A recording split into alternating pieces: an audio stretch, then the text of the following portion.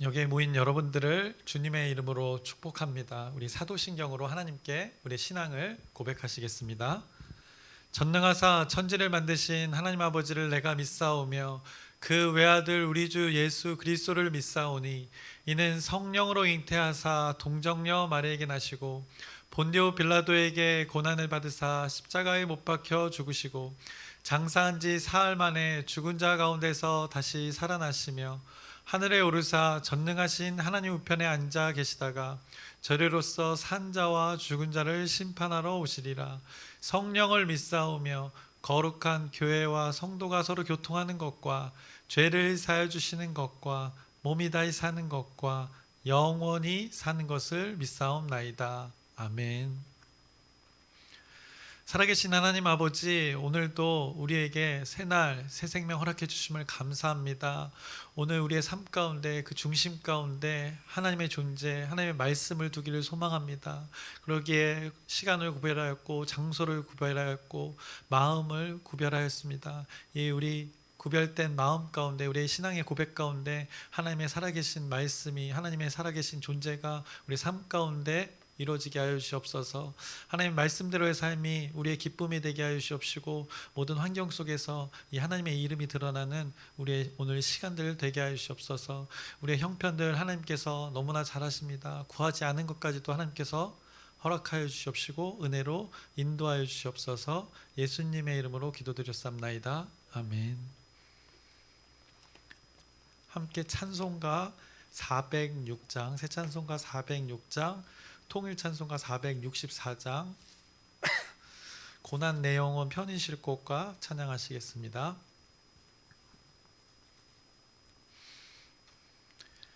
고난 내 영혼 편히 쉴 곳과 풍랑이 일어도 안전한 포구 폭풍까지도 다스리시는 주의 영원한 팔 의지해 주의 영원하신 팔 함께하사 항상 나를 붙드시니 어느 곳에 가든지 요동하지 않음은 주의 팔을 의지함이라. 세상 친구들 나를 버려도 예수 늘 함께 동행함으로 주의 은혜가 충만하리니 주의 영원한 팔 의지해 주의 영원하신 팔 함께하사 항상 나를 붙드시니 어느 곳에 가든지 요동하지 않음은 주의 팔을 의지함이라. 나의 믿음이 연약해져도 미리 예비한 힘을 주시며 위태할 때도 안보하시는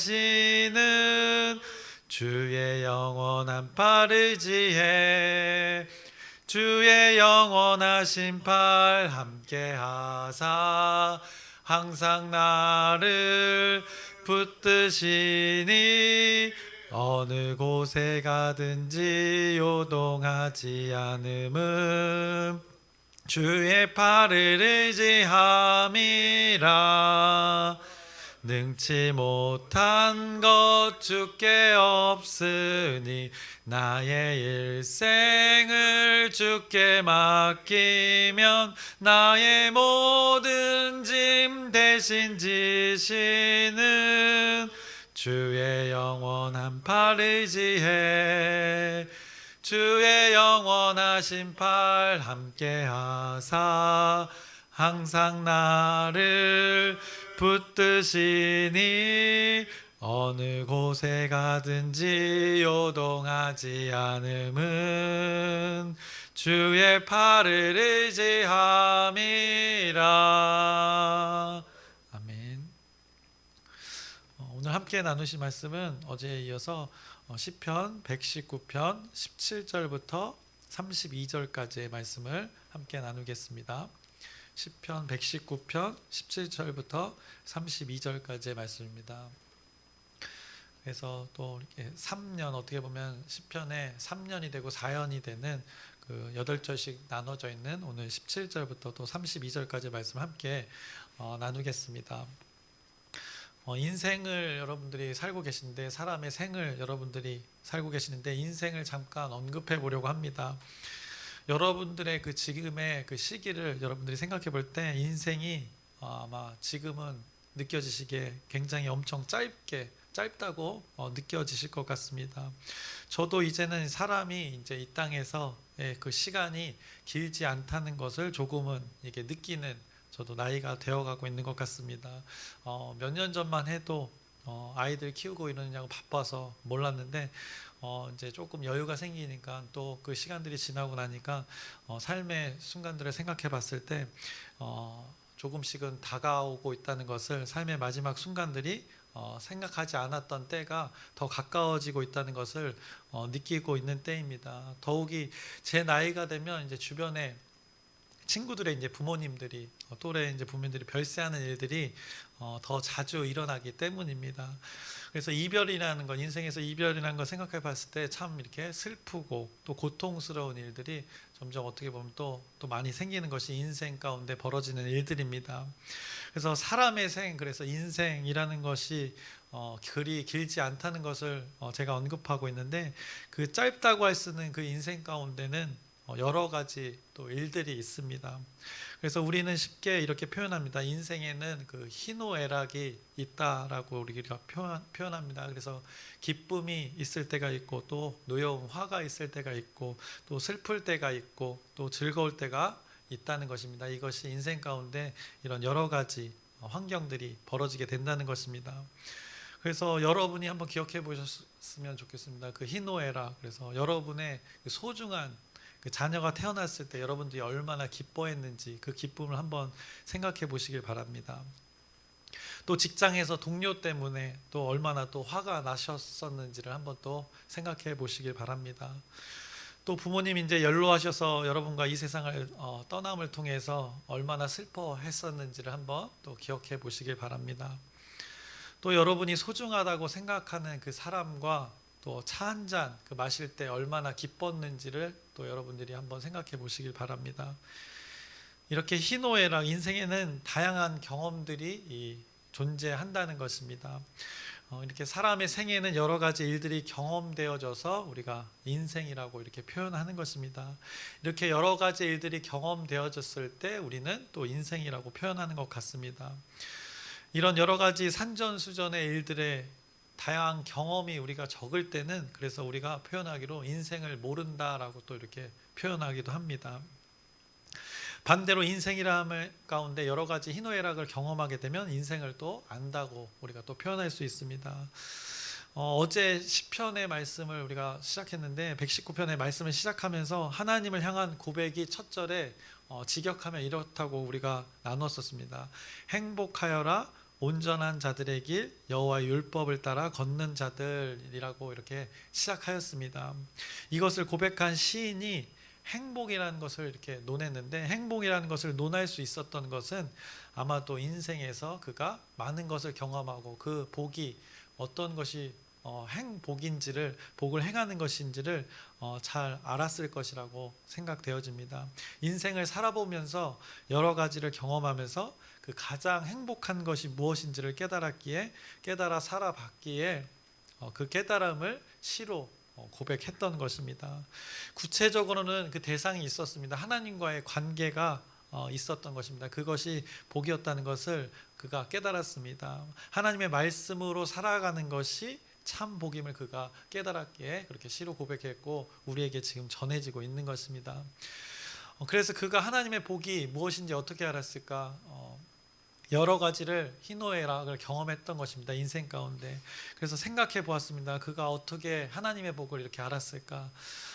답은 앞서 말씀드렸다시피 살아보았기 때문입니다. 인생 그 희노애락을 살아보고 그 가운데 무엇이 가장 중요한지를 경험했기에 그가 복이 무엇인지를 깨달았다는 것입니다.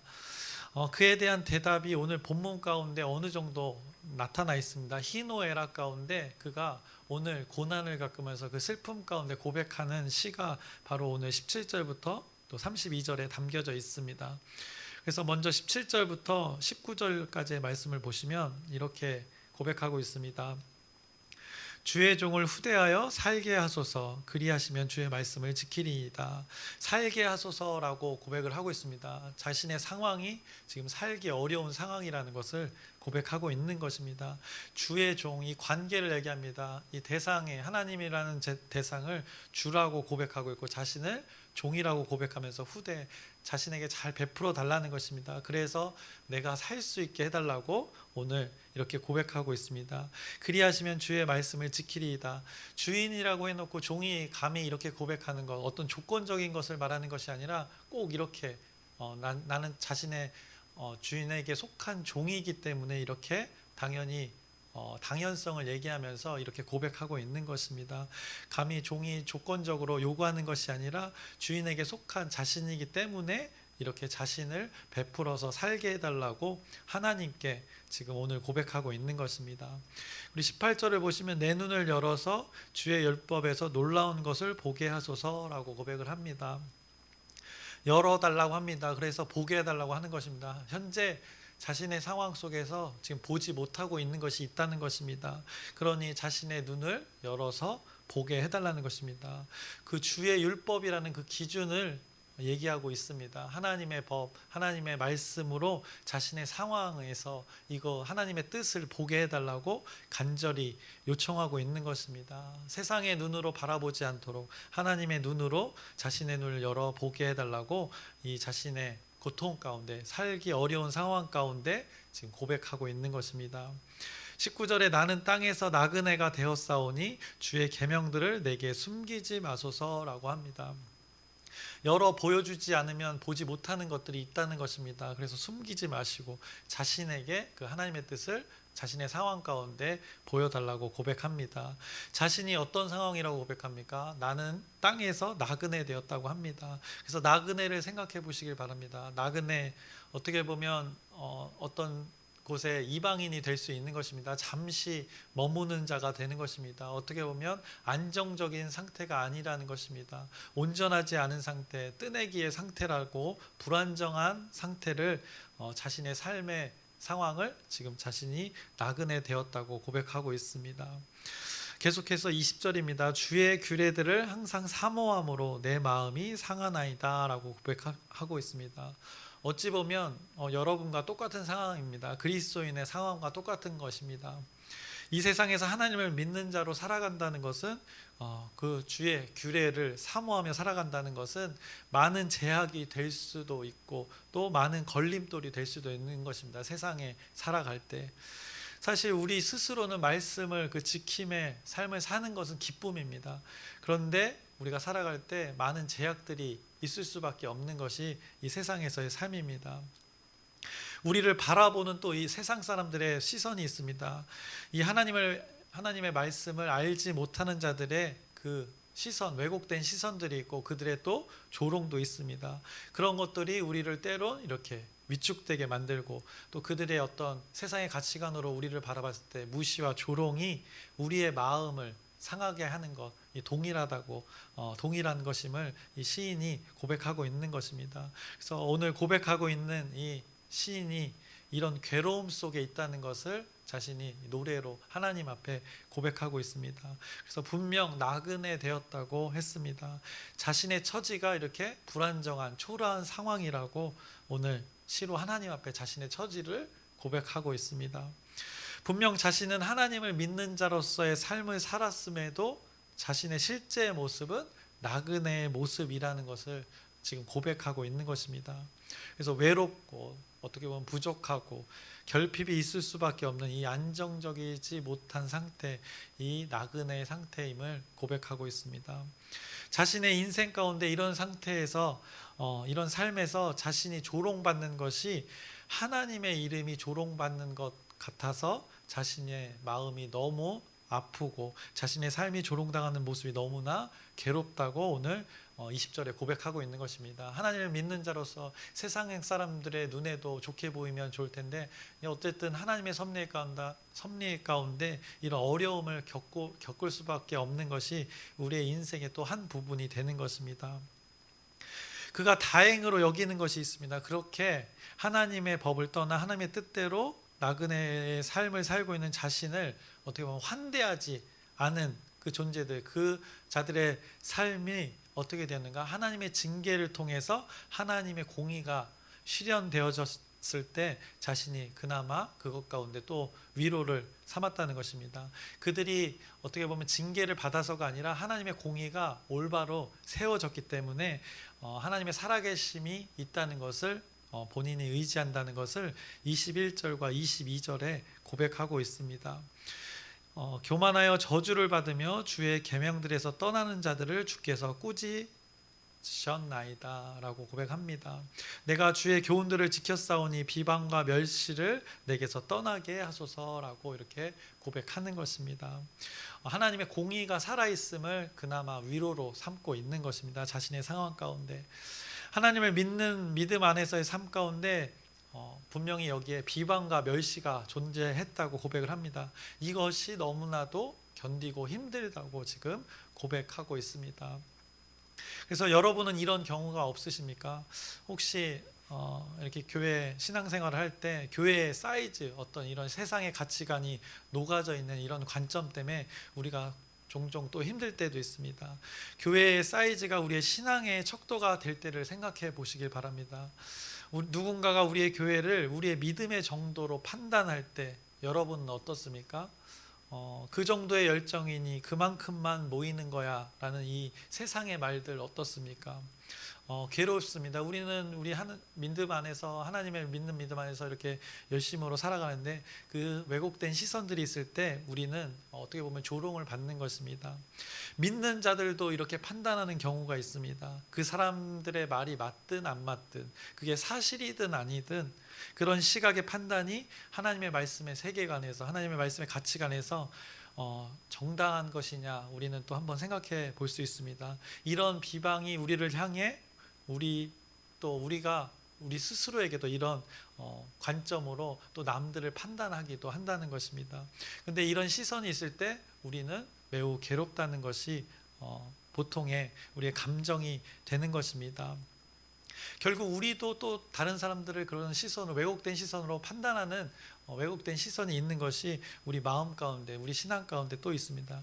결국 인간들의 삶을 생각해 봤을 때 도찐 개찐이라는 것입니다.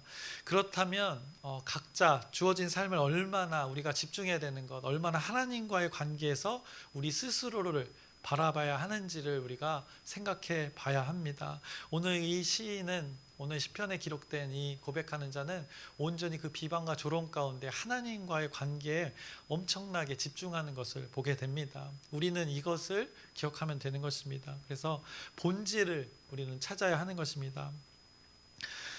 그가 하나님을 믿는 믿음 안에서 이 고난과 고통을 겪고 있는데 탄식으로 지금 고백하고 있습니다. 그래서 17절에 살게 하소서라고 고백했던 것입니다. 죽을 것 같은 자신의 삶 가운데 이렇게 고백하는 것입니다. 그래서 18절에 어두워져서 전혀 앞이 보이지 않는 상황에서 자신의 눈을 세상의 관점이 아니 눈은 육신의 눈 떴으나 보이는 것이 분명히 있을 텐데 이 하나님의 관점으로 보게 해달라고 이렇게 간절히 외치는 것입니다.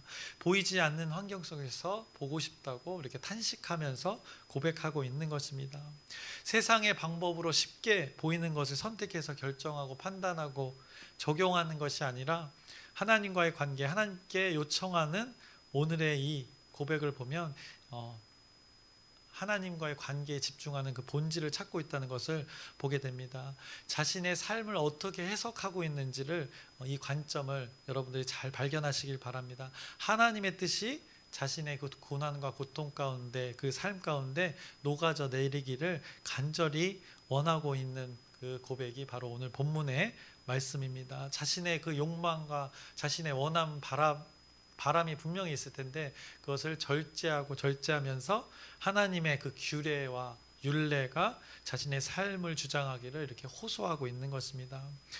그리고 여러분들이 어떤 것을 간절히 하나님께 원하다 보면 또 누구에게나 마찬가지지만 간절히 소리치다 보면 마지막에는 어떻게 됩니까? 23절에 이렇게 됩니다. 마지막을 보면 작은 소리로 읊조렸나이다 라고 고백합니다. 소리치다 이제 더 이상 나오지 않는 것입니다. 그러다가 작은 소리로 읊조리게 되는 것입니다. 왜냐하면 주님만 알면 되는 것이기에 그 간절함에 간절함을 담아서 소리치다 마지막에는 이렇게 작게 읊조리게 되는 것입니다. 하나님의 말씀, 그 주의 증거들이 자신의 즐거움이고 충고자이기 때문에 마지막에 이렇게 마지막까지 소리가 안 나올 때까지 결국엔 그 하나님을 찾으며 고백하고 있는 것입니다. 그것이 하나님 말씀이 우리 인생을 해석하게 하고 기준을 삼게 하는 그 본질이라는 것을 이가 오늘 말씀 가운데 고백하고 있습니다. 하나님의 존재가 자신에게는 이런 존재라는 것을 오늘 고백하고 있는 것입니다. 24절을 보면 이렇게 고백하고 있습니다. 작은 소리로 읊조렸던 것, 주의 증거들은 나의 즐거움이요 나의 충고자니이다 라고 그 하나님의 존재가 자신에게 어떤 존재인지를 이렇게 소리치다 마지막에 나지막히 고백하고 있는 것입니다. 25절을 보시면 내 영혼이 진토에 붙어 싸우니 주의 말씀대로 나를 살아나게 하소서라고 고백합니다. 진토, 이 먼지와 같은 존재가 자신이 되어진 상황이라고 지금 고백하는 것입니다. 자신이 길에서 이 세상에 쓸모없는 흙과 먼지와 동일한 자신의 상태가 되었다고 오늘 이렇게 진토에 붙었다고 자신의 영혼이 이렇게 어려운 상황이라고 고백하고 있습니다. 한마디로 자신의 영혼이 자신의 상황이 쓸모없는 존재처럼 여겨지는 상황에 자신이 처했다고 고백합니다. 이 극한의 상황에서 그럼에도 하나님을 믿는 믿음으로 자신이 버티고 있으니 하나님의 말씀으로 자신을 살게 해달라고 오늘 간절히 요청하고 있습니다.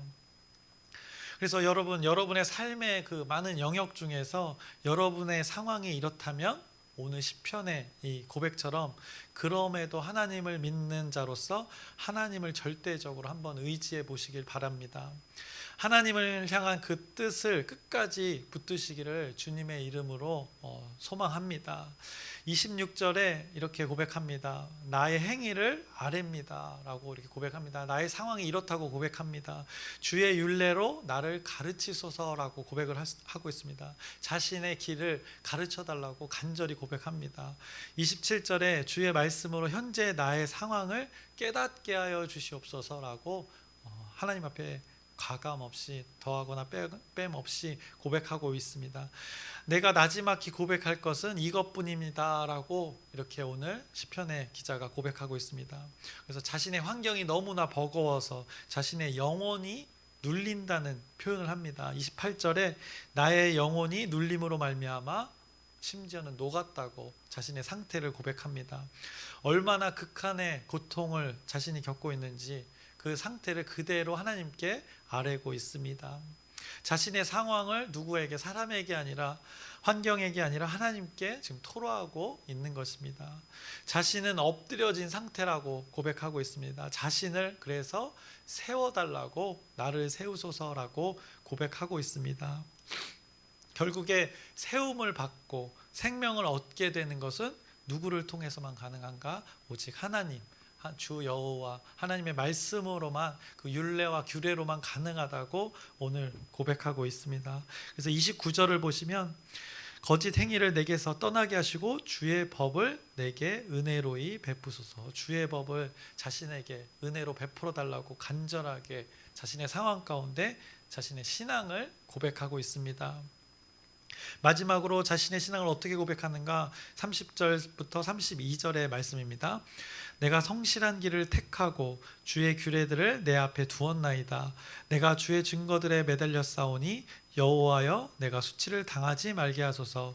주께서 내 마음을 넓히시면 내가 주의 계명들의 길로 달려가리이다 라고 그 앞길을 인도해 달라고 자신의 그 고난의 상황 가운데, 사람이 이해할 수 없는 그 상황 가운데 이렇게 고백하고 있습니다. 오늘 하나님을 향한 한 사람의 우리가 고백을 나누고 있습니다. 오늘 고백하는 자의 삶 가운데는 극심한 고통이 존재하는 것을 우리가 볼 수 있습니다. 견디기 힘든 상황입니다. 그런데 우리가 기억할 것은 무엇인가? 이런 때에 그가 무엇을 하고 있는지 여러분들이 기억하시면 됩니다. 한 사람의 고백이 영원히 하나님의 말씀을 남겨진 이유가 바로 여기에 있는 것입니다. 설교 시작에도 인생을 언급했고 희노애락을 언급했습니다. 그 중에 슬픔이 가득하고 화가 나는 그 고난의 상황에 시편의 기자가 처했습니다. 죽음의 상황이기에 살려달라고까지 고백을 했습니다. 영혼이 짓눌림 당하는 무청이나 고통스러운 그의 상황입니다. 이때 그가 누구를 찾고 있는가? 그가 찾고 의지하는 대상이 누구인가? 이것만 기억하시면 됩니다. 누구를 그렇게나 갈망하고 있는가? 누구를 향해 바라보고 있는가? 엎드려져 낙심하여 절망의 상황에서 작은 목소리로 소리치다 소리가 안 나와서 작은 목소리로 읊조리는 그 외 한마디는 바로 주 여호와라는 것을 여러분들이 기억해 보셨으면 좋겠습니다.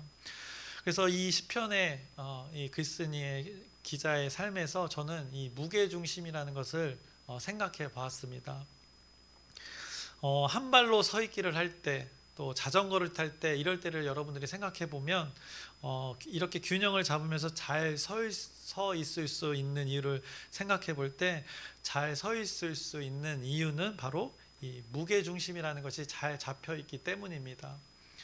심지어는 이 두 발로 서 있는 것, 이것도 어마어마한 신비에 의해서 중심을 잡고 이 우리의 두 발이 이 지면에 다 서 있게 되는 것입니다.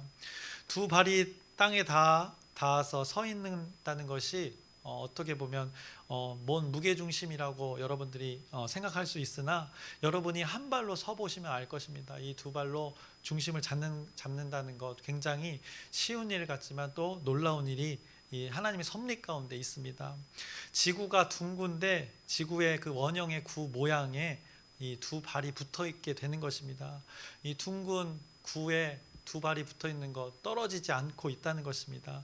중력이라는 아주 신비한 이 하나님의 섭리 가운데 중심을 잡고 서 있는 것입니다. 더 놀라운 것은 지구가 스스로 이렇게 돕니다. 하루에 한 번씩 돌게 됩니다. 자전을 하게 되는데 그 자전 속도가 1670km라고 합니다. 그런데 이 엄청난 속도로 지금 우리가 돌고 있는데, 지금 우리가 이렇게 두 발로 잘 서 있을 수 있게 되는 하나님의 섭리가 있다는 것을 여러분들이 기억하면 좋겠습니다. 이 무게중심을 누가 섭리하여서 잡고 있는가? 하나님의 창조의 섭리로 인간들이 이 두 발로 이 땅에 중심을 잡고 살아가고 있는 것입니다. 이것을 알고 있는 자가 바로 오늘 시편의 119편의 바로 이 시인이 되는 것입니다. 자신의 어려움과 그 고난의 고통의 순간에 자신의 삶의 무게중심이 어디에 있는지를 잘 알고 있는 자가 자신의 삶을 지탱하고 버티게 하고 있는 여호와 하나님께 간절히 요청하고 있는 것입니다. 너무나 간절해서 작은 목소리로 읊조리고 있는 것입니다. 자신이 진토가 되어서 먼지가 되어서 자신이 나그네 되어 초라하고 외로울지라도 끝까지 그 삶의 온갖 상황에서 붙드는 것, 여호와 하나님뿐이라는 것을 하나님께 오늘 이 시로 고백하는 것입니다. 그래서 오늘 설교를 이 본문으로 마치려고 합니다. 이 고백이 여러분의 고백이 되기를 소망합니다. 여러분의 그 고난의 상황에 그 삶의 영역 가운데 그런 부분이 분명히 있을 것입니다. 왜 나만 겪는 고난이냐고 이렇게 불평도 할 수 있습니다. 또 그런 일시적인 푸념이 있을 수도 있습니다. 그러나 그 끝에는 반드시 오늘 이 시편의 고백처럼 주 여호와라는 그 대상이 고백되어지는 그 작은 목소리의 읊조림이 여러분의 고백으로 이어지기를 주님의 이름으로 소망합니다. 그래서 말씀 구절 몇 구절 기억해 보셨으면 좋겠습니다. 17절에 살게 하소서라는 고백을 하셨으면 좋겠습니다. 18절에 내 눈을 열어보게 하소서. 25절에 주의 말씀대로 나를 또 우리를 살아나게 하소서. 27절에 깨닫게 하여 주소서. 28절에 나를 세우소서. 29절에 내게 은혜로이 베푸소서. 오늘 여러분의 그 고난과 고통의 순간 가운데 이 고백으로 여러분의 영육 간의 강건함이 하나님의 다스림으로 회복되어 온전하게 되어지기를 주님의 이름으로 축원합니다. 기도하겠습니다. 살아계신 하나님 아버지, 오늘 말씀 가운데 고백하는 이가 있습니다. 자신의 상황이 나그네 되었다고 합니다. 먼지 같은 상황이라고 고백합니다. 죽게 되어 살려달라고 고백하는 상황입니다. 이 가운데 그가 찾았던 것 오직 하나였습니다. 주 여호와였습니다. 우리의 삶 가운데 동일하게 어려움이 있습니다. 각자의 삶 가운데 남이 모르는 우리만의 각자의 삶 가운데 고통스럽고 고난의 그 영역들이 있습니다. 그때 우리가 그 주 여호와 하나님, 우리의 주인 되신 예수 그리스도를 찾는 그 신앙의 고백이 되어지는 우리의 삶 되게 하여 주시옵소서. 그 고백이 있을 때, 작은 읊조림이 있을 때 하나님께서 귀 기울여 주시옵시고 우리의 삶을 하나님의 뜻으로, 하나님의 말씀대로 은혜로이 베풀어 주시옵소서. 예수님의 이름으로 기도드렸사옵나이다. 아멘. 하늘에 계신 우리 아버지여, 이름이 거룩히 여김을 받으시오며 나라의 마옵시며 뜻이 하늘에서 이루어진 것 같이 땅에서도 이루어지이다. 오늘날 우리에게 일용할 양식을 주옵시고 우리가 우리에게 죄 지은 자를 사하여 준 것 같이 우리의 죄를 사하여 주옵시고 우리를 시험에 들게 하지 마옵시고 다만 악에서 구하옵소서. 나라와 권세와 영광이 아버지께 영원히 있사옵나이다. 아멘. 우리 기도 제목 나누고 함께 기도하겠습니다. 5월 18일 셋째 주에 우리 영혼 초청 주일입니다. 우리가 집중하여서 이 날을 위해서 영혼이 하나님께 돌아오는 기회가 될 수 있도록 여러분의 기도 부탁드립니다. 그리고 오늘 김상옥 권사님과 또 김원정 집사님, 박정란 권사님이 하나님의 일들을 전도를 감당합니다. 이때 하나님의 섭리대로 하나님의 뜻대로 이루어질 수 있도록 여러분의 또 기도 부탁드립니다. 그리고 우리 아프신 분들 한 사람 한 사람 이름을 언급하면서 하나님의 회복이 영육간에 있을 수 있도록 여러분의 기도 부탁드립니다. 그리고 목장대이고 또 어린이 주일인데 이 모든 하나님의 섭리의 시간 가운데 하나님의 뜻대로 이루어지길 소망하고, 오늘 이 시인의 고백을 기억하면서 자신의 삶 가운데 그 무게중심을 어디에 두었는지를 여러분이 기억하시면서 그 삶이, 우리의 삶도 동일하게 하나님의 뜻대로 하나님의 은혜로 이루어지길 소망하면서 주여 크게 한번 부르짖고 함께 기도하시겠습니다.